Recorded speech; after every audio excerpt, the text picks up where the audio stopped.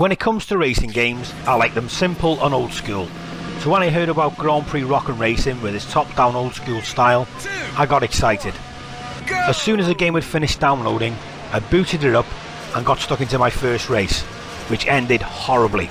So I restarted, again and again and again. The AI in this game is bloody horrendous. I can't remember the amount of times I saw cars just sat in the middle of the racetrack doing donuts with seemingly no idea what they're doing. Cars will spin out or crash into the race wall, or even crash into you intentionally and just sit still wherever they end up, which is a complete nightmare, because if you crash into them, your race is effectively over. And God help you if you need to reverse out of a crash, because reversing takes forever and a day, and you'll probably be hit several times during that manoeuvre just to make matters worse.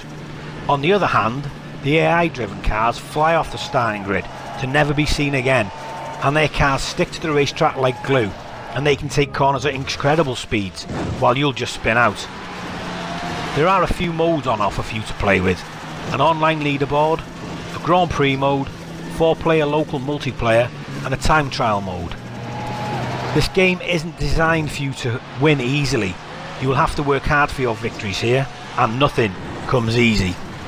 There is an upgrade system, and you'll want to upgrade all aspects of your car ASAP, otherwise you'll just be left at the back of the pack as the other cars speed off into the distance.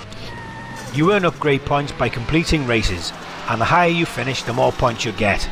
If only it wasn't such a chore to finish your race. The upgrade system is completely flexible though, and I like how you can change your setup from race to race.